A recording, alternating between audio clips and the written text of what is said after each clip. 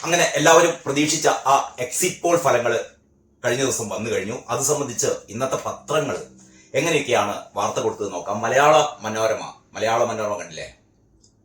എല്ലാ പോളിലും U D F. Exit poll ഫലം: കേരളത്തിൽ ഭരണമാറ്റമെന്ന് പ്രവചനം. ഏതായാലും ഈ LDF വേണ്ടിയിട്ട് ഒരു പ്രചരണ വാചകം തയ്യാറാക്കിയിരുന്നല്ലോ. മറ്റാരുണ്ട് LDF അല്ലാതെ? അങ്ങനെയായിരുന്നത്. LDF അല്ലാതെ മറ്റാരുണ്ട്? അങ്ങനെയായിരുന്നു ഒരു ടാഗ് ലൈൻ. ആരുടെ? നമ്മുടെ കാരണഭൂതത്തിന്റെ ഇതുവരെയുള്ള എല്ലാ തട്ടിക്കൂട്ട് പരിപാടികളും, ഈ തട്ടിക്കൂട്ട് പരിപാടികൾക്കൊക്കെ LDF അല്ലാതെ മറ്റാരുണ്ട് അല്ലെ? അതിദാരിദ്ര്യം നീക്കം ചെയ്യാൻ LDF അല്ലാതെ മറ്റാരുണ്ട്? 10 വർഷം പവർ കട്ടില്ലാത്ത ഭരണം, LDF അല്ലാതെ മറ്റാരുണ്ട്? ഏതായാലും ഇനി നമുക്ക് ഉറക്കെ വിളിച്ചു പറയാം, തോൽക്കാൻ LDF അല്ലാതെ മറ്റാരുണ്ട്? പിണറായി വിജയ, തോൽക്കാൻ LDF അല്ലാതെ മറ്റാരുണ്ട്? കാരണം ഇന്നലെ എനിക്ക് തോന്നുന്നു ഒരു 14ഓളം എക്സിറ്റ് പോൾ ഫലങ്ങളാണ് ഇന്നലെ വന്നത്. അതിലൊന്നുപോലും, സാധാരണ ഈ എക്സിറ്റ് പോൾ ഫലങ്ങളൊക്കെ വരുമ്പോൾ എല്ലാം ഒരേപോലെ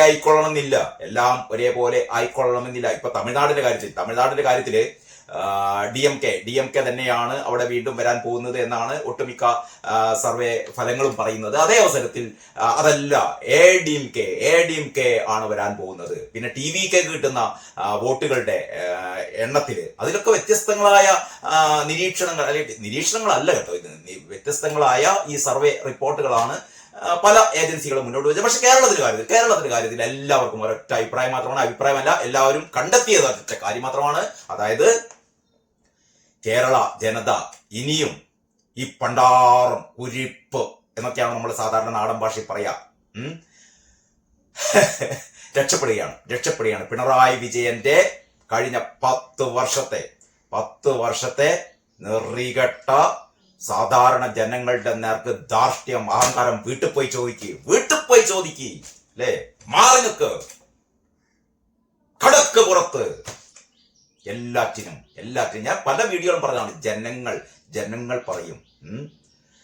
എനിക്ക് ഇത് സെക്രട്ടേറിയറ്റിന്റെ പുറത്ത് എന്തോ വലിയ പന്തൽ കെട്ടുന്നു, അതിന് ഒരാളുങ്കലിനെ ഏർപ്പാടാക്കി എന്നൊക്കെ വാർത്തകൾ കഴിഞ്ഞ 2-3 ദിവസം മുമ്പ് വന്നിരുന്നു. വലിയ പന്തല് സത്യപ്രതിജ്ഞ 4-ാം തീയതി റിസൾട്ട് അറിയും, 5-ാം തീയതി പിണറായി വിജയൻ സത്യപ്രതിജ്ഞ ചെയ്യാൻ പോകും. ഏതായാലും പന്തല് കെട്ടാൻ ഓർഡർ കൊടുത്ത് നന്നായി. ഏതായാലും പിണറായി വിജയൻ VD സതീശന് ഒരു സൗകര്യം ചെയ്തു കൊടുത്തു. VD സതീശൻ പാർട്ടിക്ക് 5-ാം തീയതി എന്തായാലും 5-ാം തീയതി സത്യപ്രതിജ്ഞ ഉണ്ടാവില്ല, അത് 6-നോ 7-നോ 8-നോ എന്നാണ് സത്യപ്രതിജ്ഞ എങ്കിൽ ഏതായാലും പിണറായി വിജയന്റെ വകയാണ് പന്തല്. ആരൊക്കെ പറഞ്ഞു? അതല്ല, ഈ പന്തലിന് വേറൊരു ഉദ്ദേശമുണ്ട്. ആ ഉദ്ദേശം എന്താണെന്ന് ഞാൻ പറയുന്നില്ല കേട്ടോ. ഏതായാലും എല്ലാ പോളിലും UDF. ആക്സിസ് മൈ ഇന്ത്യ ആണത്രേ കൂടുതൽ വിശ്വാസയോഗ്യം എന്നൊക്കെ പറയുന്നു. ആക്സിസ് മൈ ഇന്ത്യ പറയുന്നത് 78 മുതൽ 90 വരെയാണ് കേട്ടോ. 78 മുതൽ 90 സീറ്റ് വരെ. LDFന് 49 മുതൽ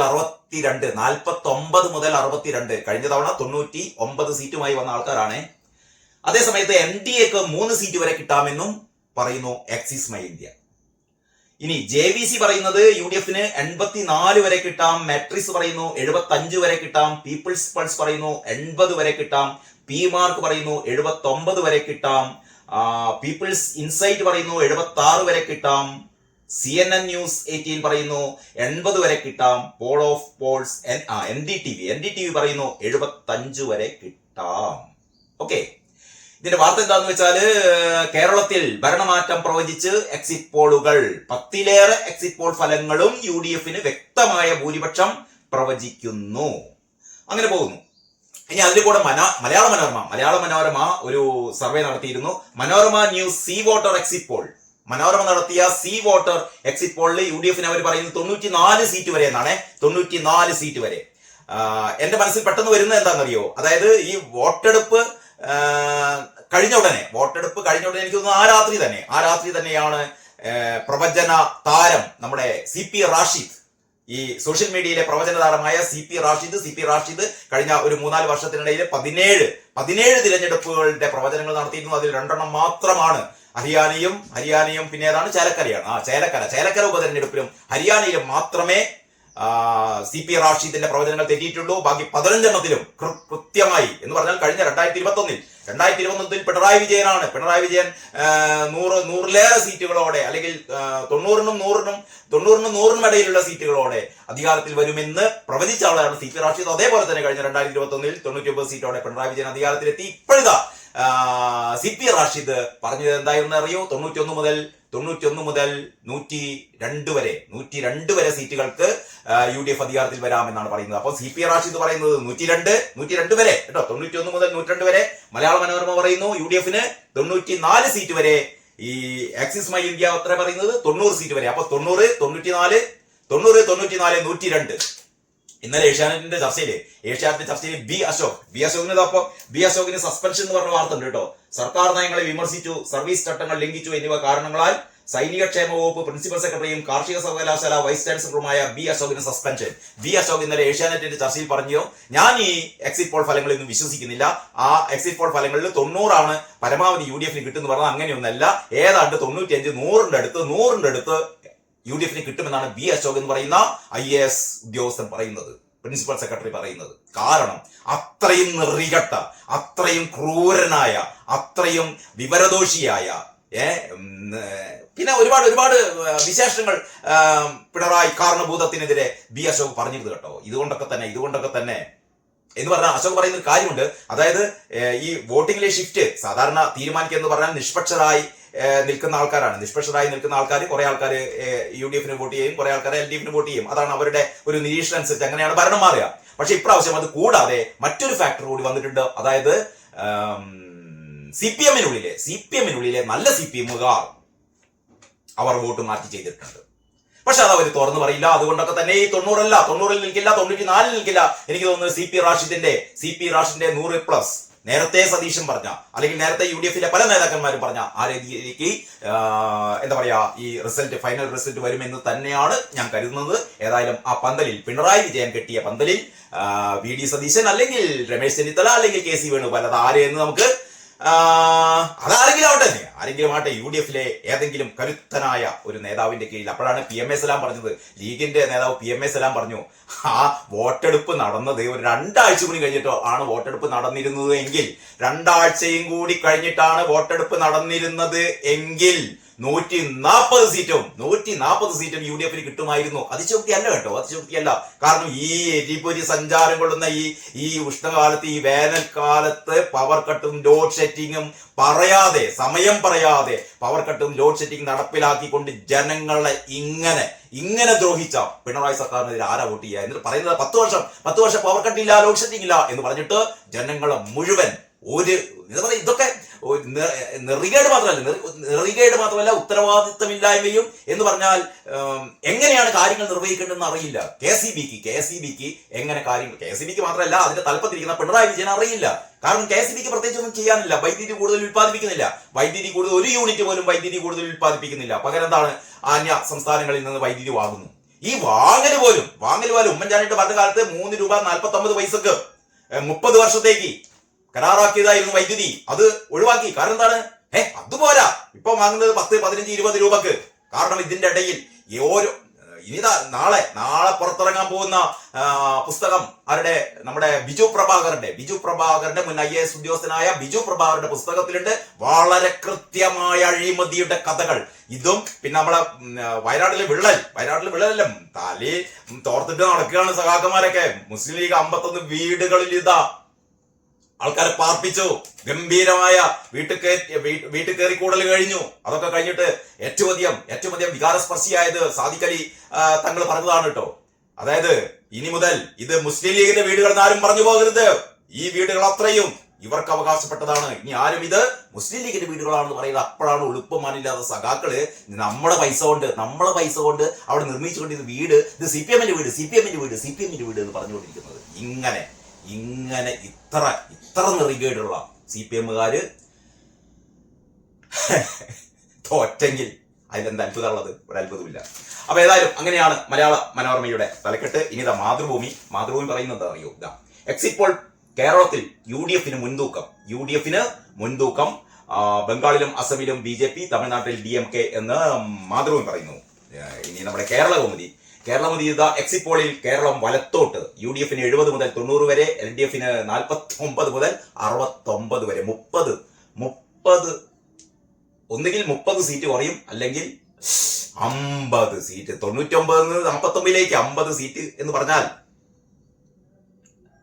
PMS എല്ലാം പറഞ്ഞ ശരിയാട്ടോ. 2 ആഴ്ച കൂടി കഴിഞ്ഞിട്ടാണ് നമ്മളെ വിള്ളലൊക്കെ ആൾക്കാരൊക്കെ മനസ്സിലാക്കി, വയനാട്ടിലെ വിള്ളലും കട്ടുമുടിക്കലൊക്കെ മനസ്സിലാക്കി, ഈ പറയുന്ന KSEBയുടെ പൊള്ളത്തരങ്ങൾ അല്ലെങ്കിൽ ഇതിന്റെ ഈ നുണക്കഥകളൊക്കെ പൊളിഞ്ഞ് വീഴുമ്പോ പിന്നെ നമ്മളെ പെടലി മന്ത്രി പറയുന്നു അന്ന് ഒന്നും തോളും മാത്രമേ ഉണ്ടായിട്ടുള്ളൂ, കഴുത്ത് പിടിച്ച് ഓടിച്ചില്ല, തിരിച്ചില്ല. അങ്ങനെ ഈ കാര്യങ്ങളൊക്കെ ജനങ്ങൾ ഒന്നുകൂടി ജനങ്ങൾക്ക് മനസ്സിലായിരുന്നു എങ്കിൽ 140 UDF കിട്ടുമായിരുന്നു. ഇനി ഏറ്റവും രസം എന്താണെന്നറിയോ? ദേശാഭിമാനി എന്താണെന്നറിയോ? 250 മെഗാവാട്ട് അധിക വൈദ്യുതി ലഭിച്ചു തുടങ്ങി. ഇന്നലെ വരെ പറഞ്ഞെന്താണെന്നറിയോ?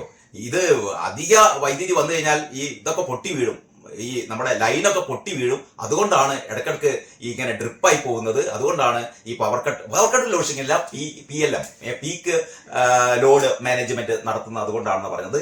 ഇന്നിതാ പറയുന്നത് ഓരോ ദിവസം കള്ളത്തരം, പുതിയ കള്ളത്തരങ്ങൾ. 250 മെഗാവാട്ട് അധിക വൈദ്യുതി ലഭിച്ചു തുടങ്ങിയത്. അതായത് ഇത് 2 ആഴ്ച മുമ്പ് ലഭിച്ചു തുടങ്ങിയ ഒരു പ്രശ്നമില്ലായിരുന്നു. അതാണ് ബി അശോക് പറഞ്ഞത്. അതായത് ഇങ്ങനെ വൈദ്യുതി ആവശ്യമുള്ള സമയത്ത് ഒരു 250 മെഗാവാട്ട് വൈദ്യുതി പോലും വാങ്ങാൻ, അല്ലെങ്കിൽ അതുപോലും മറ്റു ഇടങ്ങളിൽ നിന്ന് കൊണ്ടുവരാൻ പറ്റാത്ത സർക്കാർ എന്ന് പറഞ്ഞാൽ പിന്നെ എന്തിനാ വിജയ? ഉളുപ്പുണ്ടോ വിജയ? മറ്റേ തിമിര ശസ്ത്രക്രിയൊക്കെ നടത്തി മൂപ്പർ ഇങ്ങനെ ഫുൾ കണ്ടീഷൻ ആയിട്ട് ഇങ്ങനെ വരേനി. മൂപ്പർ ഇങ്ങനെ കൂനിപ്പിടിക്കലൊക്കെ നിർത്തി നല്ല ലെവലാക്കിക്കാണ്ട് വരേനി. ഒരു തവണ കൂടിയാണ് ഭരിക്കണം. അത് കഴിഞ്ഞിട്ട് മരുവാൻ ഏൽപ്പിച്ചു കൊടുക്കണം. ഒക്കെ വെള്ളത്തില് മറ്റേത് ഞാൻ പറയുന്നില്ല. ഇനിതാ നമ്മുടെ വൈദ്യുതി മന്ത്രി, കേരളത്തിൽ ലോഡ് ഷെഡിംഗ് ഇല്ല. കേരളത്തിൽ ഈ പത്രത്തിൽ ഒരു ഉളുപ്പില്ലായ്മ നോക്കണം കേട്ടോ. ഇപ്പോഴും പറയാണ് കേരളത്തിൽ ലോഡ് ഷെഡിംഗ് ഇല്ല. പിന്നെ ഉത്തരേന്ത്യയിൽ പ്രതിസന്ധി രൂക്ഷം. അവിടെയാണ് പ്രശ്നം. ഉത്തരേന്ത്യയിൽ പ്രതിസന്ധി രൂക്ഷമാണ്. കേരളത്തിൽ ഞാൻ കഴിഞ്ഞ വീഡിയോ പറഞ്ഞ മാതിരി കുളിർ മഴ, പനിനീർ മഴ, മരുവന്റെയും അമ്മായിച്ചന്റെയും വക. അപ്പൊ ഏതായാലും ഇനി പറയുന്നത് പെട്രോൾ ഡീസൽ വില കൂട്ടാൻ വേണ്ടി പോവുകയാണ്. അത് വലിയ അതിശയോക്തിയൊന്നുമില്ല. പെട്രോളിന്റെ ഡീസൽ വില ഒക്കെ കൂട്ടിയേക്കും. കാരണം എന്ന് പറഞ്ഞാൽ ഈ പശ്ചിമേഷ്യൻ ഈ സംഘർഷത്തിന്റെ കാര്യങ്ങളൊക്കെ അറിയാലോ. അപ്പം ഇതെന്തോ വലിയ ഇവിടെ മോദി ചെയ്ത ഒരു അപരാധം പോലെയാണ്. പെട്രോൾ ഡീസൽ വില കൂട്ടും, സാമ്പത്തിക വളർച്ച കൂപ്പുകുത്തുന്നു. എല്ലാവരും ലോകത്തുള്ള എല്ലാ ആൾക്കാരും കുറ്റം പറഞ്ഞ് എവിടെ പോയി എക്സിറ്റ് പോൾ? എക്സിറ്റ് പോൾ കേരളത്തിൽ ഇഞ്ചോടിഞ്ച് എന്ന് പറഞ്ഞത് 50 സീറ്റ് കഴിഞ്ഞ പ്രാവശ്യം നേടിയതിനേക്കാൾ 50 സീറ്റ് കുറഞ്ഞു പോകുമെന്ന് പറഞ്ഞപ്പോ ഇഞ്ചോടിഞ്ച്. ഇവരെ എനിക്ക് തോന്നുന്നത് അറിയോ? 4-ാം തീയതി വോട്ടടി കഴിയുമ്പോഴേ ഇറ്റങ്ങൾ തോറ്റു കഴിഞ്ഞാൽ തോറ്റ് എന്ന് വരെ എങ്ങനെ പറഞ്ഞു വിശ്വസിപ്പിക്കുക? അതാണ് ഏറ്റവും വലിയ പാട്. അപ്പൊ എക്സിറ്റ് പോൾ കേരളത്തിൽ ഇഞ്ചോടിഞ്ച് എന്ന് പറയുന്നത്. അതിൽ താഴുണ്ട് UDF നേരിയ മുൻതൂക്കം. UDF നേരിയാണ്, തീവ്രത കുറഞ്ഞത്, നേരിയ പവർ കട്ട്, നേരിയ ലോഡ് ഷെഡിങ്. അപ്പൊ UDF നേരിയ മുൻതൂക്കം എന്ന് പറയുന്നത്.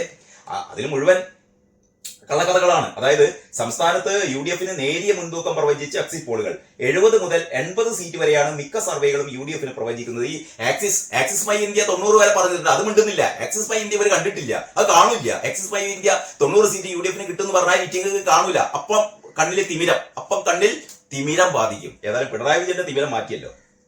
എന്നിട്ട് വേറെ കള്ളക്കഥകൾ ഒരുപാടുണ്ട്. ഇത് പറയാൻ തുടങ്ങിയാൽ തീരില്ല. 2021 കഴിഞ്ഞ തവണ എക്സിറ്റ് പോളുകളിൽ 2 എണ്ണം UDF ഭരണം പ്രവചിച്ചിരുന്നു അത്രേ. അതായത് 2021 എക്സിറ്റ് പോളുകളിൽ 2 എണ്ണം UDF ഭരണം പ്രവചിച്ചിരുന്നു, എന്നിട്ടും കിട്ടിയില്ലോ എന്നാണ് ചോദിക്കുന്നത്. ഇത് തെറ്റാണ്. 2 എണ്ണം കഴിഞ്ഞ ഇന്നത്തെ മാതൃഭൂമി ചർച്ചയിൽ അഭിലാഷ് മോഹൻ വളരെ കൃത്യമായി പറഞ്ഞിരുന്നു. ഇത് UDF പ്രവചിച്ചിരുന്നത് നേരത്തെ ഉണ്ടായിരുന്ന പ്രീ പോൾ സർവേ ഒക്കെയാണ്. എക്സിറ്റ് പോൾ സർവേയിൽ കൃത്യമായി എല്ലാ പ്രമുഖ ഏജൻസികളും LDF തന്നെയാണ് ഭരണം കിട്ടുക എന്ന് പ്രവചിച്ചിരുന്നു. അതേപോലെ തന്നെ LDF കിട്ടി. ഇപ്രാവശ്യത UDF കിട്ടുക എന്ന് പറയുന്നു. UDF കിട്ടി. CP റാഷിദ് 2021 വളരെ കൃത്യമായി പറഞ്ഞിരുന്നു 2021 രണ്ടാം പിണറായി സർക്കാർ വരുന്നു. അതേപോലെ വന്നു. CP റാഷിദ് ഇപ്രാവശ്യം പറയുന്നു 102 സീറ്റ് വരെ നേടി ആയിരിക്കും. അപ്പൊ ഞാൻ CP റാഷിദിന്റെ പക്ഷത്താണ്. ഇനി മലയാള മനോരമ പറയുന്ന കാര്യം 94 കിട്ടുമെന്ന് വിചാരിക്കുന്ന ആൾക്കാരുണ്ടാവും. ആക്സിസ് മൈ ഇന്ത്യ പറയുന്ന പോലെ 90 സീറ്റ്. എന്തായാലും സഖാക്കന്മാർക്കാകെ കുരുപൊട്ടിയിരിക്കുകയാണ്. ഇനിയിപ്പോ സംഭവിക്കാൻ പോകുന്നത് അറിയോ? UDF സർക്കാർ അധികാരമേറ്റുന്നതിന്റെ അന്ന് മുതൽക്ക് ഇവിടെ പ്രക്ഷോഭം, അടി, ഇടി, കുത്ത്, വെട്ട്, ചവിട്ട് തുടങ്ങിയ നാടകങ്ങൾ നമുക്ക് കാണാം. ഏതായാലും അതുവരെ എല്ലാവർക്കും നല്ലൊരു ദിനം ആശംസിക്കുകയാണ്.